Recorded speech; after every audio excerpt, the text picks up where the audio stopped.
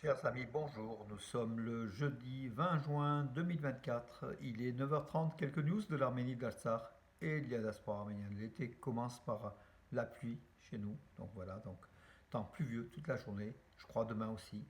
Et je pense aux fêtes de la musique qui vont être tronquées par sans doute le climat. On verra.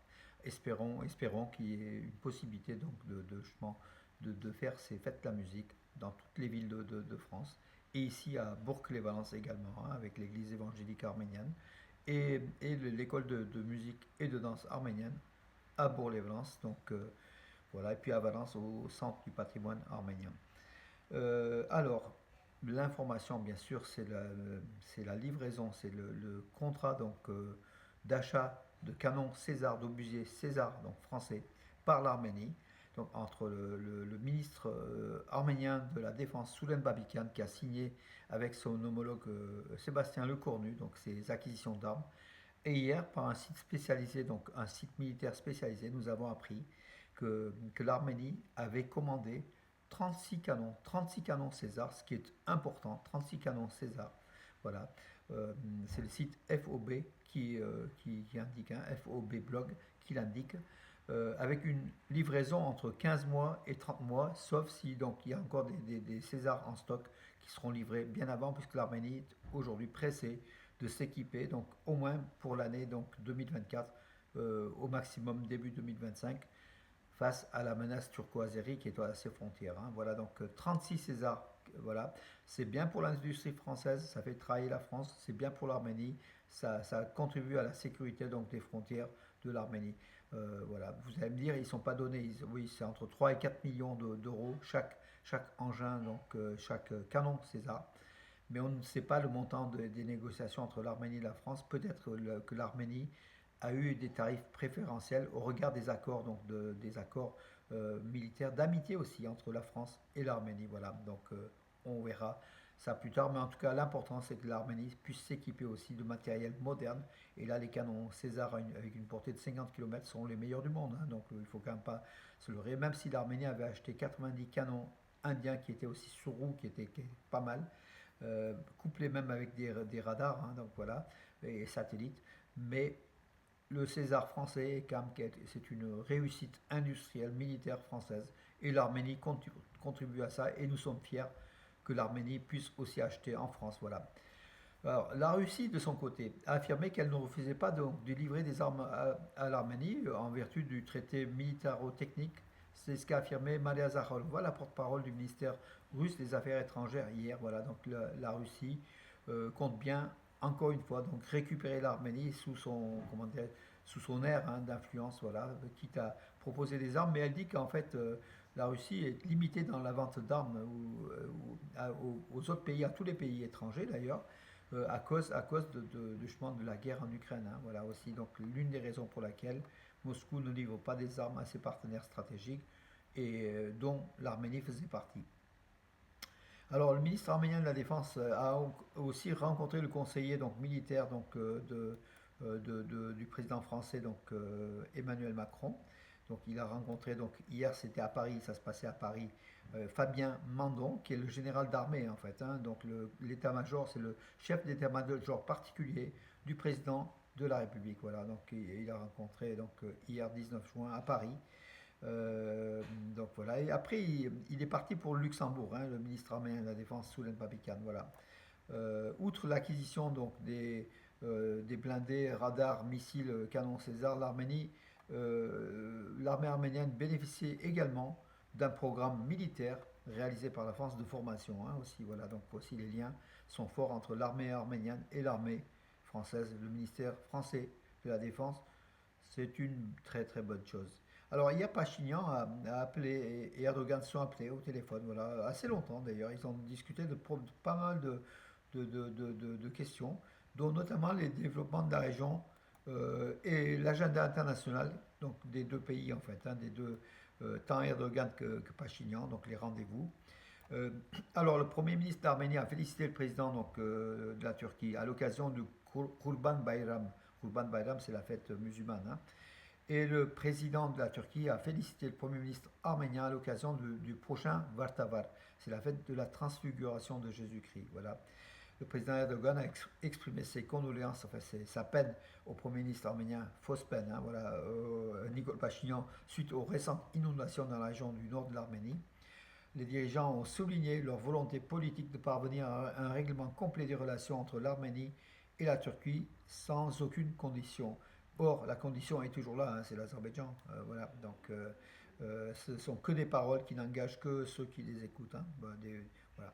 Dans ce contexte, les dirigeants ont souligné l'importance de poursuivre des réunions des représentants spéciaux des deux pays et ont raffirmé les accords conclus jusqu'à présent. Erdogan et Pachinian ont noté avec satisfaction le dialogue contenu entre les hauts représentants de l'Arménie et de la Turquie.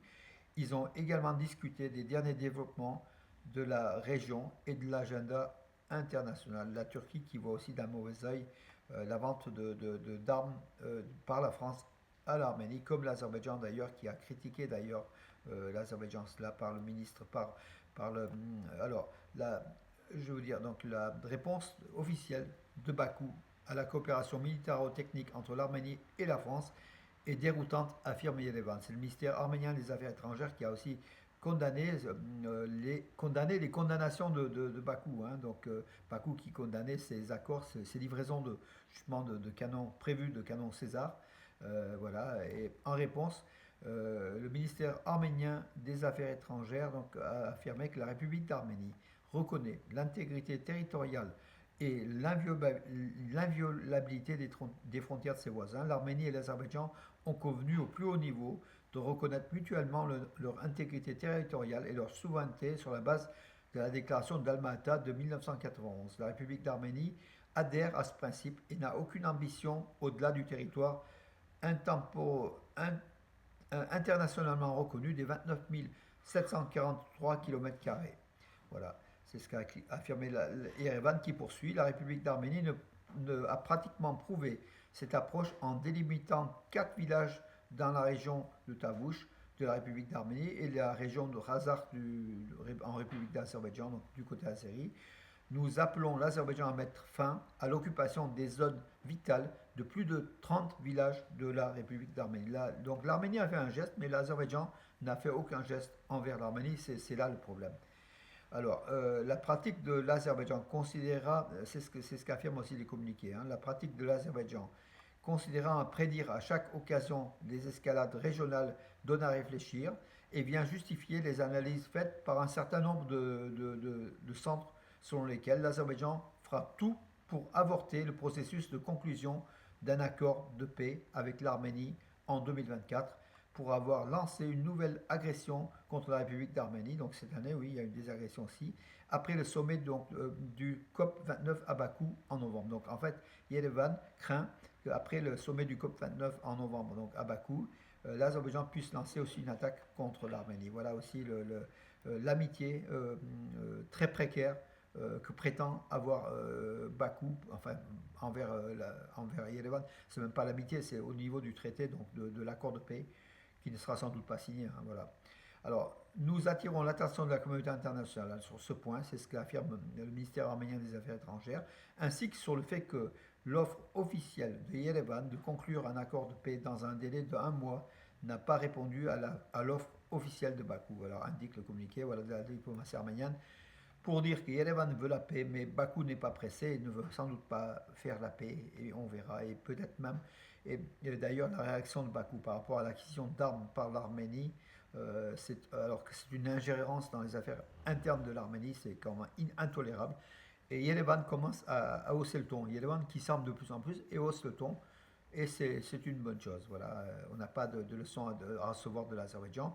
L'Azerbaïdjan qui s'arme à outrance beaucoup plus que l'Arménie auprès d'Israël et auprès de la Turquie. Yerevan ne fait pas de communiqué donc, pour reprocher la politique interne, même en matière d'armement, de Bakou. Voilà. La police arménienne a arrêté un homme de 37 ans donc, qui avait jeté des pierres et brisé la fenêtre de la synagogue juive d'Yerevan le 19 juin. Voilà, donc comme quoi les, les autorités arméniennes se penchent dans tous les cas, surtout quand ça touche la liberté de culte en Arménie, qui est une liberté, une liberté inscrite dans la Constitution. Hein, voilà, donc toutes les religions en Arménie peuvent exercer donc en toute âme et conscience, y compris les juifs d'Arménie, les quelques milliers de juifs qui restent en Arménie, les 3000 juifs à peu près, ont le droit d'exercer leur religion en toute liberté et l'État arménien est le garant de cela. Et également pour l'islam, pour le bouddhisme, pour toutes les religions qui existent en Arménie. Voilà mes amis, et, donc à noter donc Chrétien d'Orient ce dimanche sur France 2, 9h30, ce dimanche donc branchez-vous donc à 9h, le 23 juin à 9h30, le patrimoine en danger en Artsakh et en Ukraine avec une partie donc liée à l'Artsakh, au monument en danger détruit par l'Azerbaïdjan qui occupe de l'Artsakh, le Haut-Karabakh, et en Ukraine aussi par l'attaque russe en Ukraine, des monuments en danger. Voilà donc le programme des chrétiens orientaux ce dimanche 23 juin sur France 2 à 9h30. Voilà mes amis, donc sport, oui, l'arméno-russe Karen Khachanov ne participera pas malgré tout ce qu'on a dit, donc il ne participera pas aux 33e Jeux Olympiques d'été à Paris. Alors je ne sais pas si c'est Karen Khachanov qui ne veut pas participer ou c'est la Fédération de Russie qui n'a pas mis son nom alors qu'il était reconnu par le comité olympique de Paris, l'avait intégré dans la liste. Or, il semble que la Russie ait fait un blocage, peut-être. Ou peut-être c'est Galen Khachanov qui n'est pas en forme, qui n'a pas voulu y aller. En tout cas, voilà. Et puis Galen Khachanov pourra toujours prendre l'exemple d'Elina Avanesian, la tennisman qui est sous les couleurs de la Russie, qui va concourir désormais sous les couleurs de l'Arménie. Galen Khachanov pourra prendre les couleurs de l'Arménie. Je crois qu'il aura moins de problèmes à en prendre les couleurs de l'Arménie. Galen Khachanov, qui est patriote, qui est pro-arménien et qui a fait des messages, pas mal de messages pour la Sarthe et pour l'Arménie, où il se rend de temps en temps aussi. Voilà mes amis pour aujourd'hui. En tout cas, la bonne nouvelle, c'est l'acquisition des Césars, de 36 Césars, donc des canons donc français par l'Arménie. Voilà, en espérant qu'il y ait encore de bonnes nouvelles qui renforceront notre pays. Le tourisme développe donc le renforcement de la défense. Il faut aller en Arménie, mes amis. Il faut dire à tout le monde d'aller en Arménie. Le tourisme en Arménie fait monter l'économie, comment dirais-je, contribue à l'essor de l'économie arménienne et aussi le budget que cela dégage pour que l'Arménie puisse assurer sa sécurité à acheter des armes. Voilà aussi l'une des importances de se rendre en Arménie de façon régulière. Et puis c'est un pays merveilleux, mes amis. Allez en Arménie tout simplement le plus souvent possible. Bonne journée et à demain.